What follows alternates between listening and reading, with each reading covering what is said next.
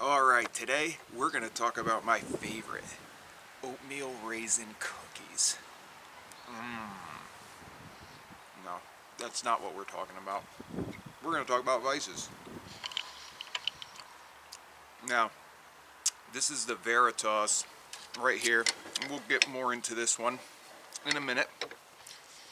This is actually around steel work, but I repurposed it for woodworking, but you can see the anvil and whatnot. We'll talk about that in a second. And this is a Sulzberg. It's like a little mini workstation, and we'll get into that too. So let's jump right in.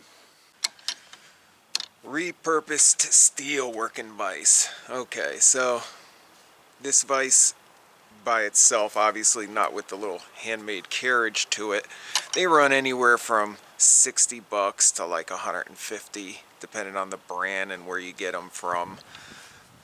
But this one, I built this little carriage just so that it slips over my bench top, because this threaded insert that you see all four corners have it. I use this for flattening and all kinds of stuff, so I didn't want to have this mounted to it. So the jaw opening on a vise like this is about 3.5 inches. With the wood that I put in, you only get about 2.25. And then the way it works is you just get any old clamp and just stick it on and clamp her down. And it's pretty stable. Could be more stable if it was permanently mounted, but without rambling about it, it was a cheap solution to have a detachable vise in order to work with. So 2.25 opening, about 60 bucks, 80 bucks, bam, there's one solution. All right, number 2 on the list. We got this Sulzberg workstation.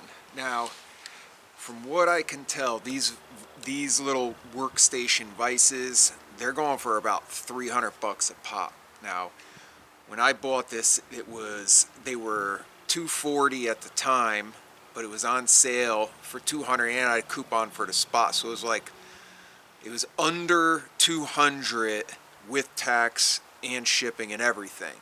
Now they're like $3. It comes with these 4 dogs. You get 4.5 inches for your opening, for your clamping, but with the dogs, obviously you can adjust the depth if you're using the top. Now, to just shoot straight with you, if I could go back, I wouldn't get it. I thought it was going to be a lot handier than it was, but with having to clamp it down to a surface, it raises everything really high to an uncomfortable spot, and you can't use it without clamping it down, because anything that you do, whether you're sanding or planing or whatever it is that you're doing, it's going to be sliding all over.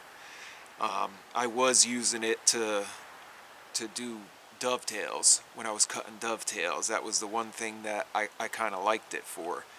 But aside from that, and it still had its limitations with that as well, because it's got 2 guide rails along with the threaded screws. So when you're clamping something, it's like you're either using a straight edge, which then it racks regardless.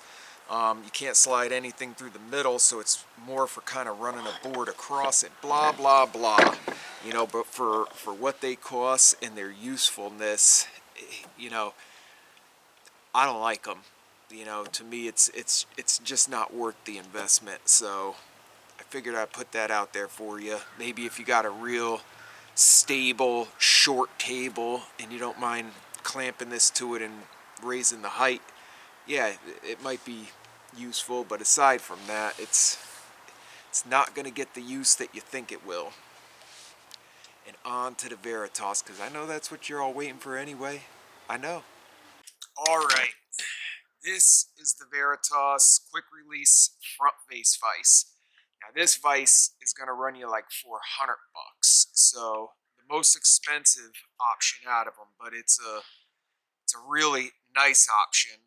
Obviously this will be a permanent mount to a workbench. We're doing a confined space workshop. Not even small space. It's going to be confined. It's like a 5x5 area that we're turning into an indoor workshop. But more on that in another video. The action on this vise is butter smooth. The little spotting that you see is just oil that came with it. It also well, it has the instructions, but it has a laminate template for drilling and mounting and all that stuff, which is really nice. But that's what you're getting when you buy something premium. And then they send some lags, some hardware, some washers, some caps. It's a maple handle for it. An Allen key and blah blah blah. But it's got all the bells and whistles. It's got this quick release right here. That way, when you are clamping different size pieces, or you just hit the quick release, pull it out, and then just adjust it, and then you could just clamp it right then and there, bust it loose, and so there's no fiddling with the screw all the way in, all the way out, blah blah blah. But the jaw openings with no wood in these is 12 1/4.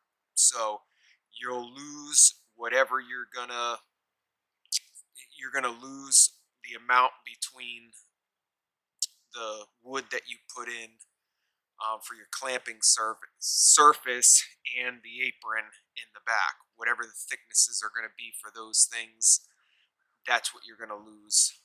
I think you wind up with like 9 and change, 9.5 or something if you use the recommended sizes. So all in all, that's about it. So I hope you guys got something out of it and found this video useful. And if you did, don't forget to check out our other videos. We got the Arboretum series, which is the most famous one that everybody loves. Learn about exotic woods. We got some really cool epic builds.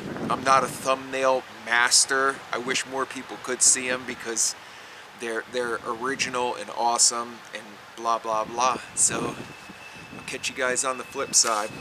And if you like this stuff, throw me a like, subscribe, hit the bell. Chris with Progressive Ideas out.